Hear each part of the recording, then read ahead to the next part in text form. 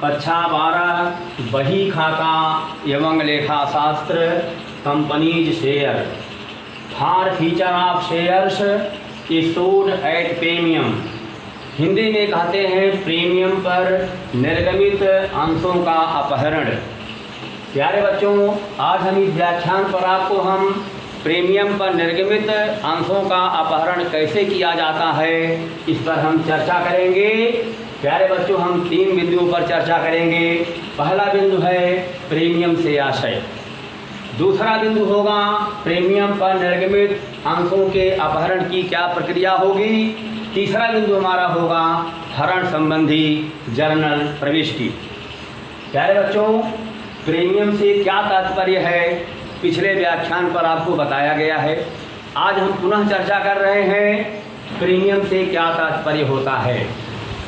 जब कंपनी अपने अंश की वास्तविक कीमत से उसको अधिक मूल्य पर बेचती है तो इस अधिक मूल्य को प्रीमियम या अंश अधिमूल्य कहा जाता है। जैसे एक अंश की वास्तविक कीमत 10 रुपये है, यदि इसको 12 रुपये प्रति अंश की दर से बेचा जाता है तो अधिमूल्य ऋण वास्तविक मूल्य बराबर प्रीमियम की राशि होती है। यहाँ आप देख रहे हैं अंश का अधिमूल्य 12 रुपया प्रति अंश है और इसका वास्तविक मूल्य 10 रुपया प्रति अंश है। इन दोनों का अंतर 2 रुपये, यही प्रीमियम की राशि कहलाएगी। प्यारे बच्चों, आप जानते हो किसी भिन्न सूचना के अभाव में आवंटन की किस्त के देय के साथ प्रीमियम की राशि मांगी जाती है और बैंक में इसको जोड़ करके हम प्राप्त कर लेते हैं। लेखा होता है share allotment account DR, 2 share capital account, 2 share premium account, being share allotment money due with premium. और जब बैंक में लेखा हम करते हैं तो एंट्री बनाई जाती है bank account DR, 2 share allotment account, being share allotment money received with premium. प्यारे बच्चों, इसको हम कहते हैं प्रीमियम। यही है प्रीमियम, अर्थात अंश की वास्तविक कीमत से उसको अधिक पर बेचा गया, इसी को हम प्रीमियम कहते हैं। प्यारे बच्चों, दूसरा बिंदु हमारा है प्रीमियम पर निर्गमित अंशों का अपहरण। प्यारे बच्चों, आप जानते हो ऐसे अंशों का भी जो प्रीमियम पर निर्गमित हुए हैं भुगतान न होने पर अपहरण होता है। यदि हरण किए गए अंशों पर प्रीमियम वाली किस्त की राशि प्राप्त नहीं हुई है, अर्थात न तो अंश के वास्तविक कीमत की राशि प्राप्त हुई है और न ही प्रीमियम की राशि प्राप्त हुई है, इसलिए अंशों का हरण किया गया है। ऐसी स्थिति में प्रीमियम की राशि से प्रीमियम खाते को क्रेडिट किया जा चुका है और किस्त खाते को डेबिट किया जा चुका है और राशि प्राप्त नहीं हुई है, इसलिए अंश का हरण किया गया है तो प्रीमियम खाते को डेबिट करना होता है और किस्त खाते को क्रेडिट करना होता है। ऐसा होने से किस्त खाता बंद हो जाता है, क्योंकि मांगों पर जो प्राप्त रकम है उसके प्राप्त होने की आशा समाप्त हो जाती है, अतएव उसको बंद करना पड़ता है, अर्थात क्रेडिट करना पड़ता है, क्योंकि अंश का हरण हो गया होता है। प्यारे बच्चों, इसको हम कहते हैं प्रीमियम पर निर्गमित अंशों का अपहरण।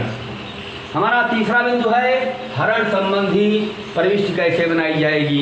प्यारे बच्चों, हम चर्चा करेंगे इस पर हरण का लेखा कैसे बनाया जाता है जब अंश प्रीमियम पर जारी किए गए होते हैं।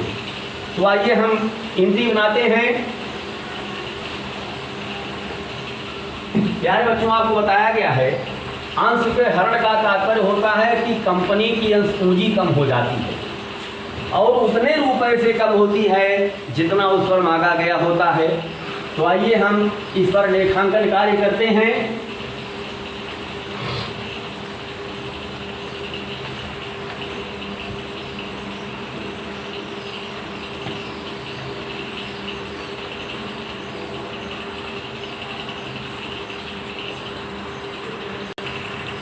प्यारे बच्चों, हरण संबंधी प्रविष्टि इस प्रकार होगी।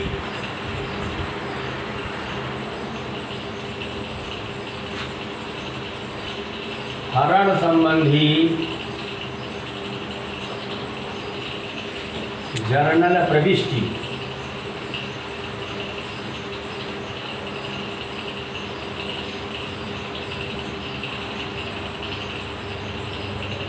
प्यारे बच्चों, आपको बताया गया है जैसे ही अंशों का हरण होता है कौन सा लेखा कार्य पहले किया जाता है, शेयर कैपिटल अकाउंट DR पहले किया जाता है।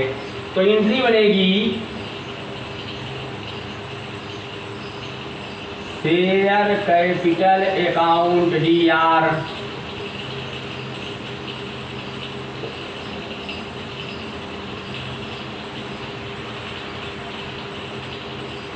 Amount called up on shares,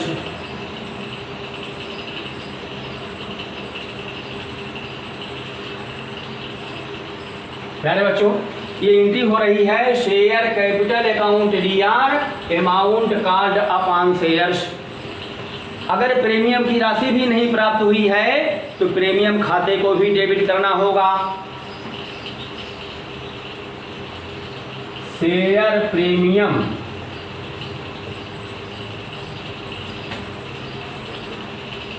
account DR,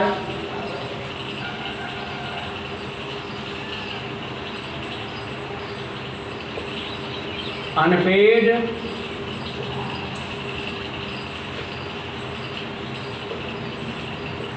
amount of premium,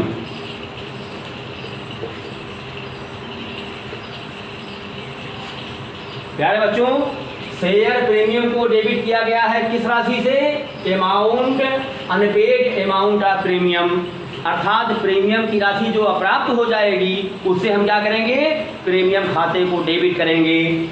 और जिस किस्त पर रुपए नहीं प्राप्त होंगे उस किस्त को हमें बंद करना होगा, अर्थात क्रेडिट करना होगा। मान लीजिए आवंटन वाली किस्त पर रुपया नहीं मिल रहा है तो आवंटन वाली किस्त को बंद करना होगा। टू शेयर अलॉटमेंट,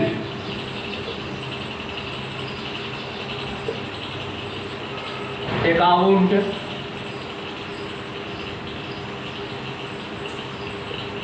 अनपेड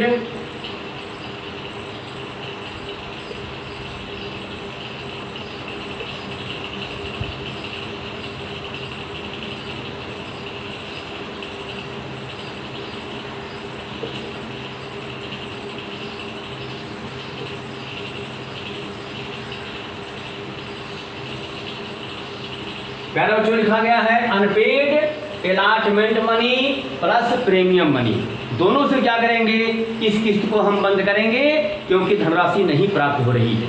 अगली किस्त मान लीजिए प्रथम मांग पर रुपया नहीं मिल रहा है तो प्रथम मांग खाते को भी बंद करना होगा। तो लेखा बनाया जाएगा to share first call account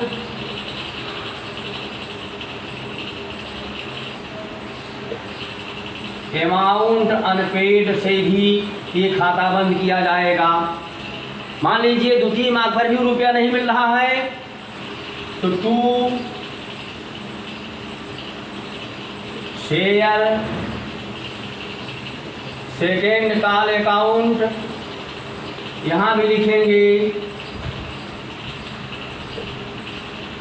amount unpaid, धनराशि अपराध से क्या होगा, द्वितीय मांग खाते को भी बंद कर दिया जाएगा।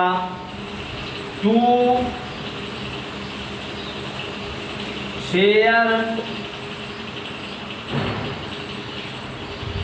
Final call account amount unpaid से ये खाता भी बंद किया जाएगा। To share final call account लिखा गया है अर्थात अंतिम मांग खाते का किस राशि से बंद किया जाएगा, अमाउंट अनपेड से बंद किया जाएगा।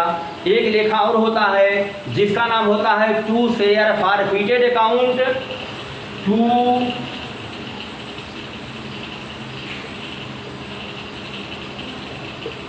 शेयर फॉरफिटेड अकाउंट, इसमें अमाउंट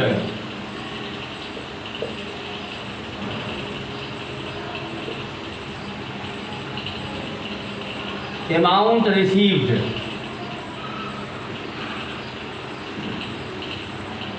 प्यारे बच्चों ये एंट्री आपको बना दी गई है। जैसे अंश का हरण किया जाएगा इस तरह से लेखांकन कार्य किया जाएगा। यहाँ नरेशन लिखेंगे हम being 100 share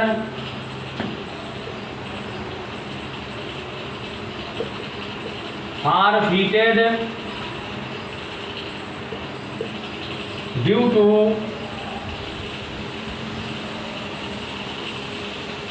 non-payment of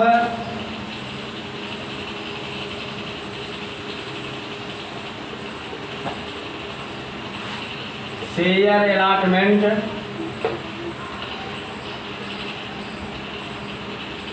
first, second and final call. प्यारे बच्चों, ये एंट्री आप देख रहे हो। जैसे अंश का हरण किया जाएगा, लेखा बनाया जाएगा, शेयर कैपिटल अकाउंट डीआर किस रकम से लिखा जाएगा? Amount card upon shares.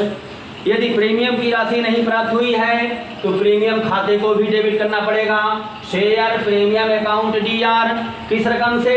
Unpaid amount of premium, अप्राप्त प्रीमियम की राशि से प्रीमियम खाते को भी डेबिट करना होगा। और जिन किस्तों पर रुपया नहीं मिलेगा उन किस्तों को हम बंद करेंगे अर्थात क्रेडिट करेंगे।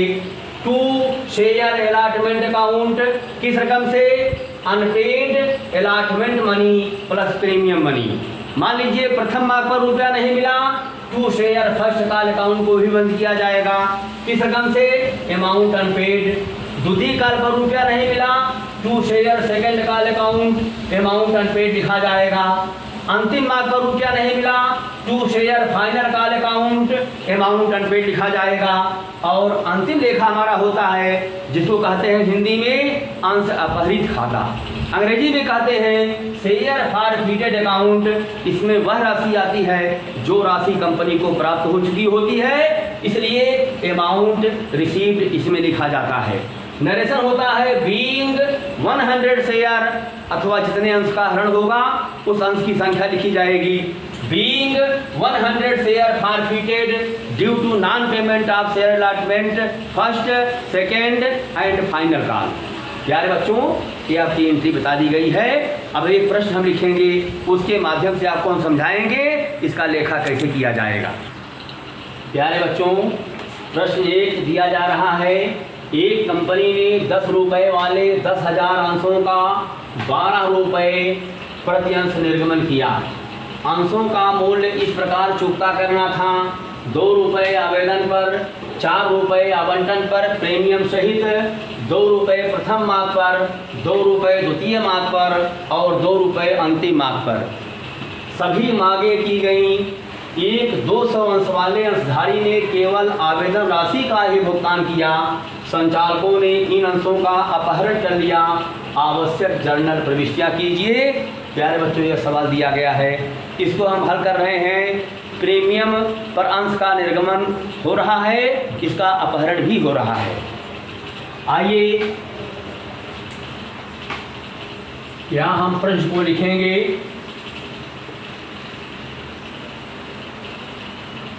अब हल करेंगे हम। कितना अंश कंपनी जारी कर रही है? 10,000 share issued at the rate of 10 each.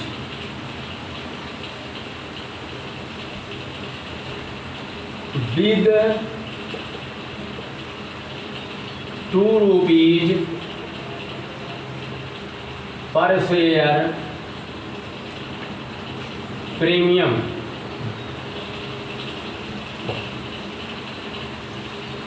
बराबर 12 रुपीज पर शेयर हो गया।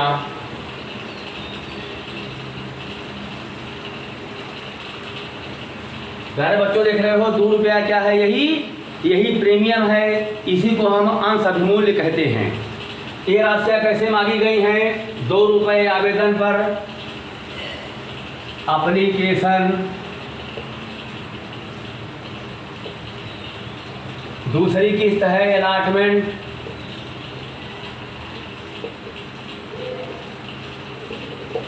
तीसरी किस्त है फर्स्ट कॉल, चौथी किस्त है सेकेंड काल, पांचवी और अंतिम किस्त है फाइनल काल।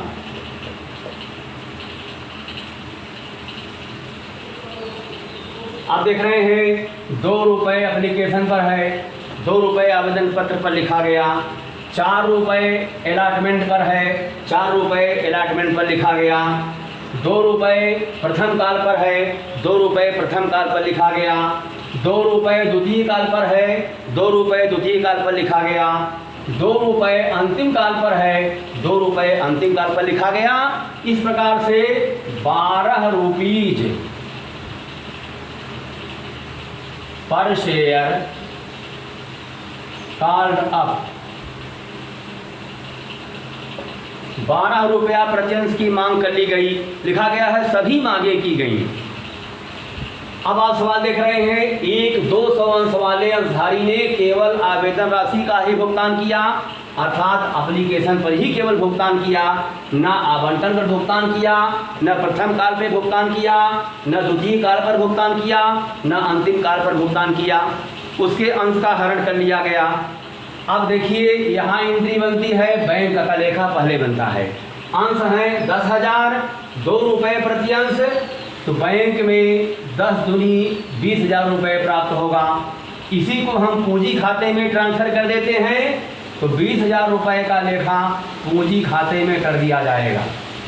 आवंटन वाली किस्त पर देख रहे हैं, यहाँ C+P कहेंगे आप, C माने कैपिटल, P माने प्रीमियम, तो 4 रुपये यहाँ पर लिखा है, 2 रुपये C का माने अंश की वास्तविक कीमत की होगी और 2 रुपये प्रीमियम की होगी, तो 2 धन 2 कहेंगे आप। यहाँ कोई प्रीमियम नहीं है, केवल आवंटन पर जो 2 रुपया प्रीमियम लागू था, आवंटन वाली किस्त पर मांगा जा रहा है। अब यहाँ पहले C का लेखा होगा, P का लेखा होगा, फिर B का लेखा बाद में होता है। तो C में कितना होगा, 2 रुपये प्रति अंश, अंश है 10,000, तो 10 दूनी 20,000 की मांग कंपनी अंश के वास्तविक कीमत की करेगी। 2 रुपया प्रति अंश प्रीमियम है, अंश आपके 10,000 है, तो प्रीमियम की मांग कंपनी 20,000 रुपये प्रीमियम की मांग कंपनी करेगी।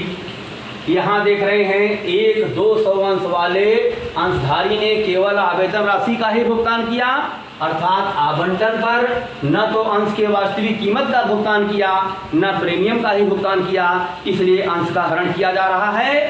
तो आइए यहाँ पर हम देखेंगे, अब यहाँ करेंगे लेस, लेस माने घटाया, C और P। C में देख रहे हैं 200 अंश है, गुणे 2 रुपया है, बराबर 400 रुपये का भुगतान ये पूंजी खाते में नहीं किया जा रहा है। P में 200 अंश है, गुणे 2 बराबर 400 रुपये का भुगतान प्रीमियम का नहीं किया जा रहा है। कुल कितना भुगतान नहीं किया गया, 800 रुपये का भुगतान आवंटन वाली किस्त पर नहीं किया जा रहा है। 0 0 10 में से 8 गए तो 9 हुआ, और यहाँ 39,200 रुपया ये बैंक में भुगतान कर दिया गया। प्यारे बच्चों, अब देख रहे हो प्रथम काल पर यहाँ पर C का लेखा बनाया जाएगा, 10 दूनी 20,000 होगा, कंपनी पूंजी की मांग करेगी, तो 20,000 रुपये का लेखा यहाँ किया जा रहा है।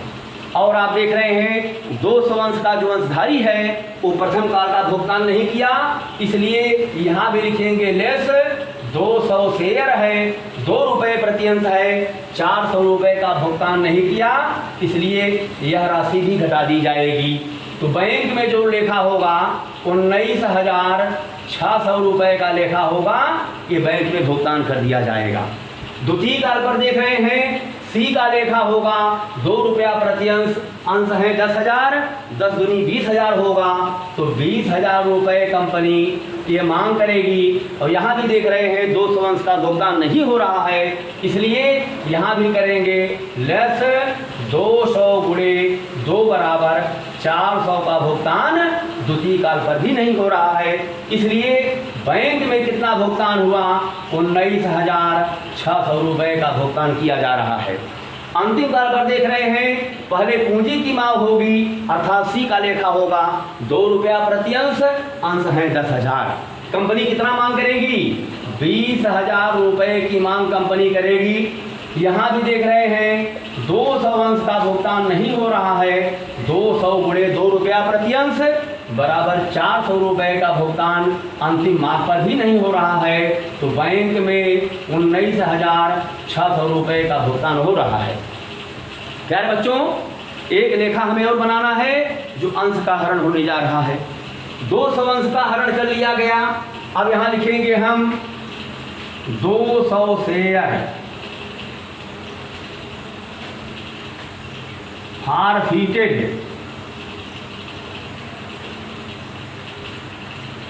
अब आप देख रहे हैं 200 अंश का हरण किया गया है, लेकिन आवेदन पर उसका भुगतान कर दिया गया है, इसलिए यहां लिखेंगे हम 200 गुणे 2 रुपया यहाँ लिखा हुआ है, 200 गुणे 2 बराबर 400। इसको कहते हैं AMT means amount received RECD। ये धनराशि प्राप्त है जो जब्त कर ली जाएगी। यहाँ आप देख रहे हैं C और C में 200 अंश है, गुणे 2 बराबर 400 रुपया, यह अनपेड है। यहाँ भी P में क्या होगा, 200 अंश गुणे 2 बराबर 400 रुपये का भुगतान ना तो अंश की वास्तविक कीमत की जा रही है, ना प्रीमियम की ही की जा रही है, इसलिए इसको हम लिखेंगे AMT अमाउंट अनपेड लिखेंगे। धनराशि अप्राप्त जिससे इस खाते को बंद किया जाएगा। यहाँ आप देख रहे हैं C मीन्स क्या होता है, अर्थात 200 अंश का भुगतान प्रथम काल पर नहीं किया गया है, तो 200 अंश गुणे 2 बराबर 400 रुपया यहाँ भी नहीं प्राप्त हुआ, इसको हम कहेंगे AMT अमाउंट अनपेड, जिसको हम बंद कर देंगे। यहाँ भी लिखेंगे द्वितीय काल पर 200 अंश गुणे 2 रुपये प्रति अंश बराबर 400 रुपये का भुगतान यहाँ भी नहीं किया गया, इसको हम कहते हैं AMT अनपेड, धनराशि अप्राप्त जिससे इस खाते को बंद करेंगे। और अंतिम काल पर देख रहे हैं 200 गुणे 2 बराबर 400 रुपया नहीं मिला, इसको भी कहेंगे हम AMT अनपेड, धनराशि अप्राप्त जिससे अंतिम काल खाते को ही बंद किया जाएगा।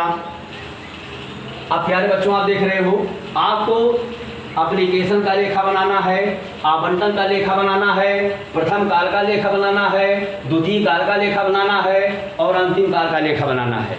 हम एंट्री को बता दे रहे हैं और आवंटन वाली किस्त का लेखा हम कर दे रहे हैं, क्योंकि इसी का हरण होने जा रहा है। आपको इसके द्वारा हम समझाएंगे, बाकी एंट्री आपको हम बता दे रहे हैं, क्योंकि पिछले व्याख्यान पर ऐसी बहुत सारी एंट्रियाँ बताई गई हैं आपको।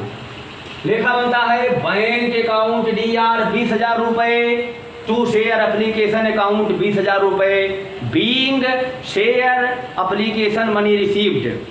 दूसरा लेखा होगा जो पूंजी खाते में ट्रांसफर होने का लेखा होगा, किस्त को डेबिट करेंगे, पूंजी को क्रेडिट करेंगे, लेखा बनेगा शेयर एप्लीकेशन अकाउंट DR 20,000 रुपये, टू शेयर कैपिटल अकाउंट 20,000 रुपये, बीइंग ट्रांसफर्ड मेड। और ये लेखा आप देख रहे हैं जो आवंटन का लेखा होना है, यहाँ पर जो एंट्री बनाई जाती है वो लेखा बनेगा। पहले हम किस्त को डेबिट करेंगे तो एंट्री बनेगी share allotment account DR, to share capital account, to share premium account.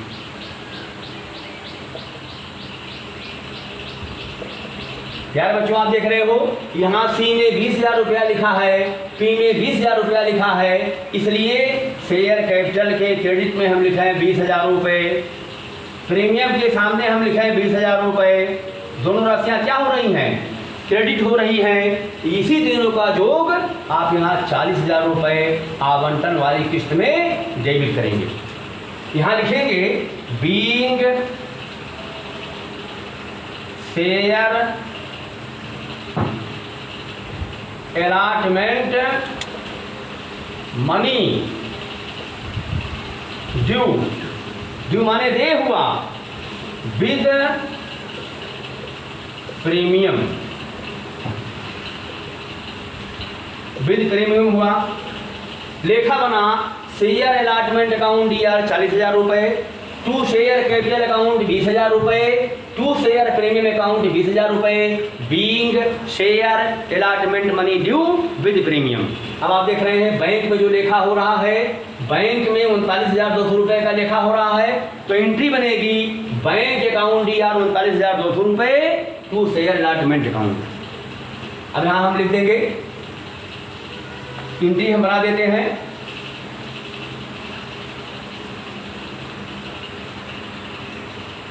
Bank account DR, bank account DR to share allotment account. कितना होगा? 39,200 रुपये का लेखा किया जाएगा।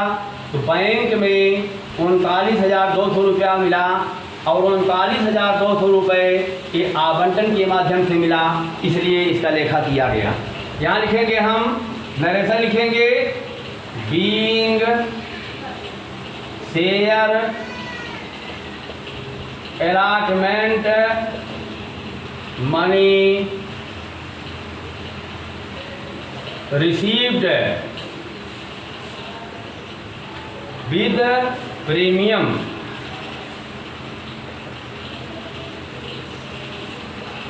लेस 200 शेयर, लेस 200 शेयर माने 200 अंश के रुपए को कम करके आवंटन की राशि प्राप्त की गई।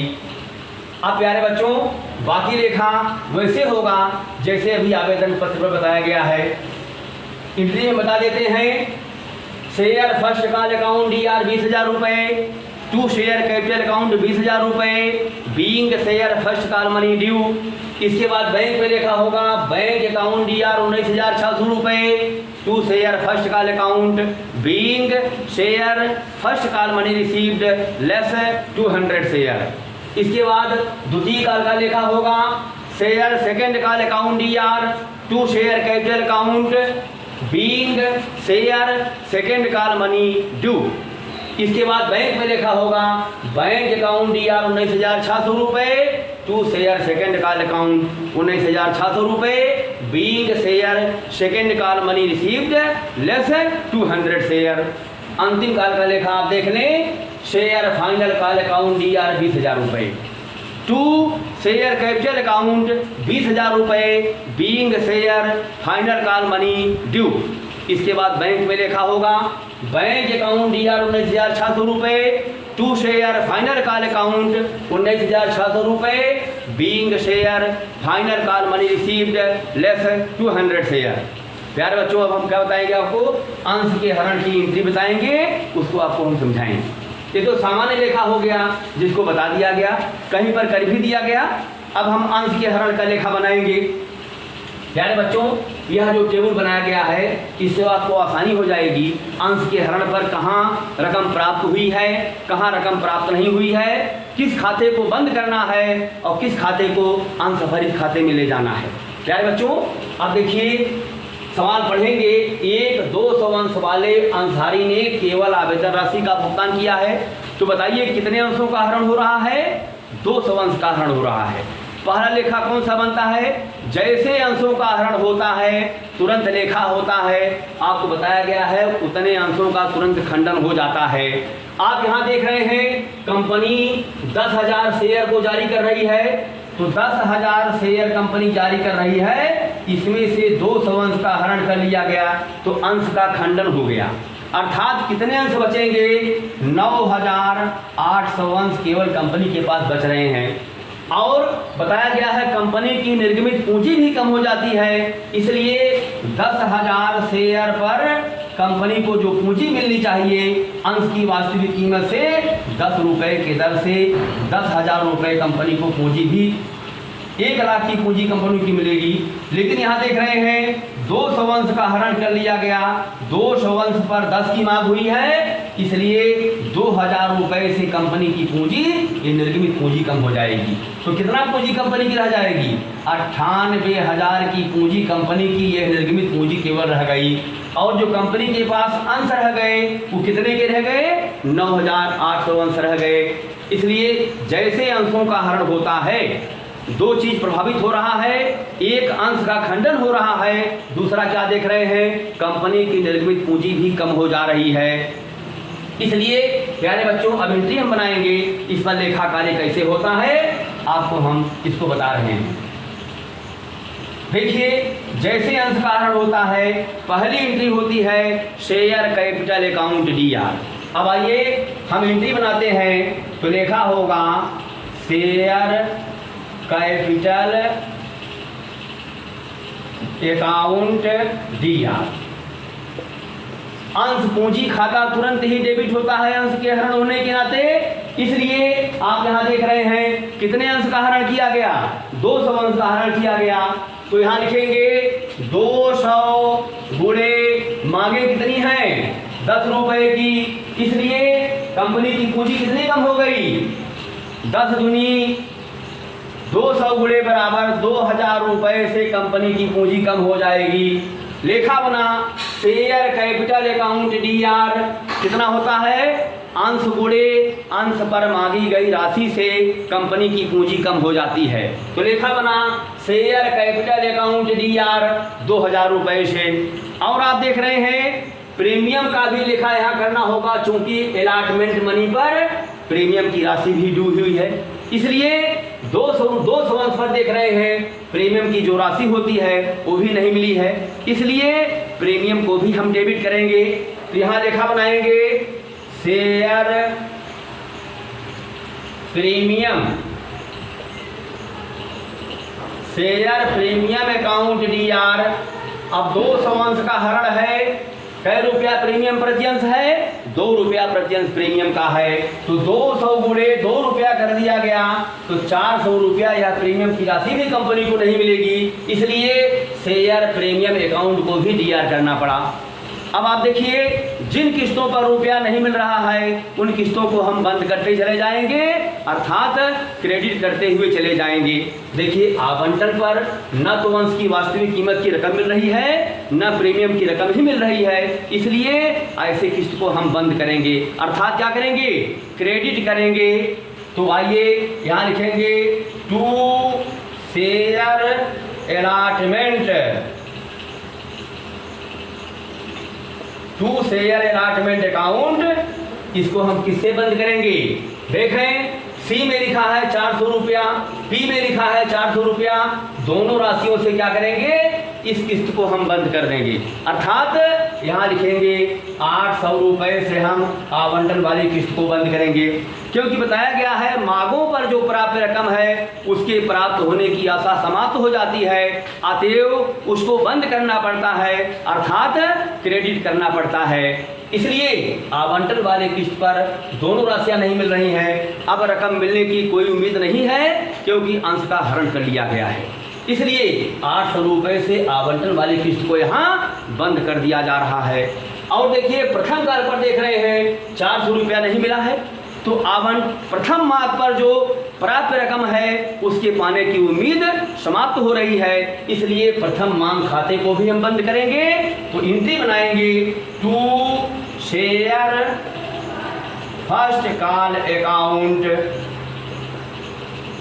अब देखिए कितना रुपया यहाँ पे नहीं मिला है? 400, तो 400 रुपए से हम प्रथम मांग खाते को बंद करेंगे, क्योंकि प्रथम मांग पर जो प्राप्त राशि है उसके प्राप्त होने की आशा समाप्त हो जाती है, क्योंकि अंश का हरण कर लिया गया है, इस पर रुपए का भुगतान अब नहीं किया जा सकता है, इसलिए इसको हम बंद करते हैं, अर्थात क्या करते हैं?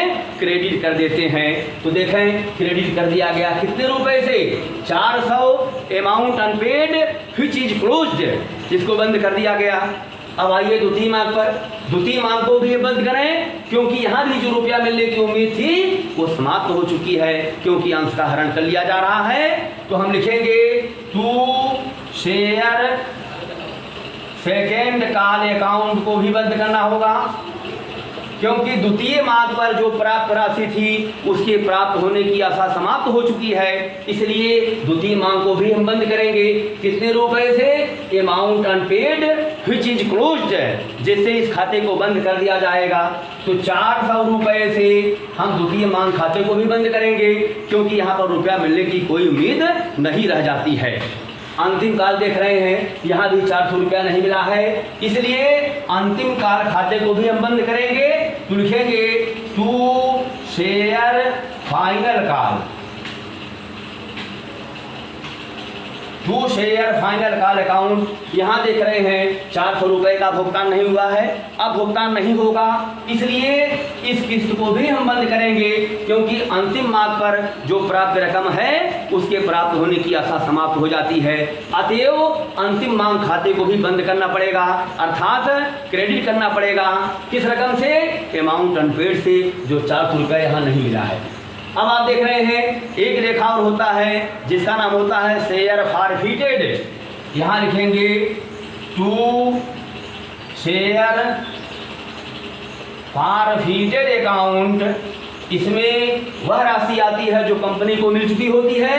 आवेदन पत्र पर देख रहे हैं 200 अंश गुणे 2 बराबर 400 रुपया अमाउंट रिसीव्ड है। विच इज फॉरफिटेड, जिसको हम जब्त कर लेंगे। तो इसमें कितना रुपया आएगा? 400 रुपया कंपनी को मिल चुका है, यही कंपनी जब्त कर लेगी। यही कंपनी का पूंजीगत लाभ है, जिसका लेखा हम कहाँ करते हैं? बैलेंस शीट के दायित्व पक्ष में शेयर फॉरफिटेड अकाउंट के रूप में दर्शाते हैं। क्योंकि यह कंपनी का पूंजीगत लाभ है, यह व्यापारिक क्रियाओं द्वारा नहीं प्राप्त हुआ है, बल्कि अंश के विक्रय करने के माध्यम से प्राप्त हुआ है, इसलिए इसका लेखा बैलेंस शीट के दायित्व पक्ष में शेयर फॉरफिटेड अकाउंट के रूप में किया जाएगा। प्यारे बच्चों, ये एंट्री आपको बताई जा रही है।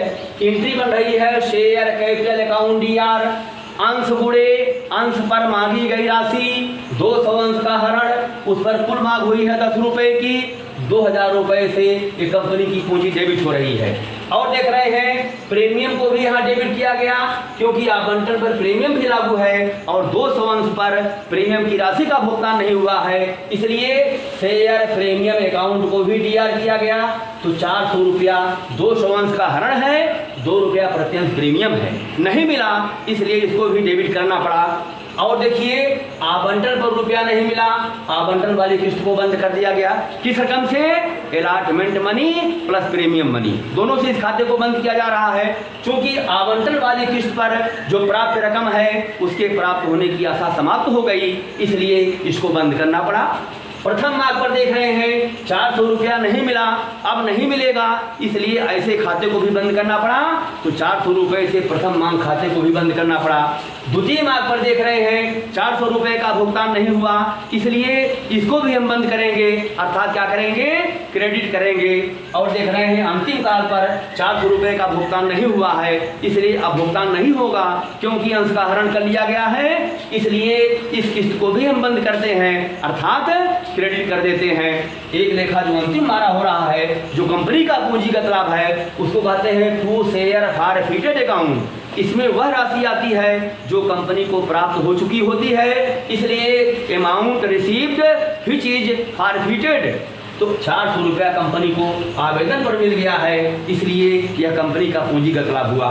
यहाँ लिखेंगे विवरण हम, being 200 share forfeited due to non-payment of share allotment first, second and final call। प्यारे बच्चों, ये अंतिम लेखा आपका हुआ है। ये सवाल आपको समझ में आ गया है? Very good, thanks.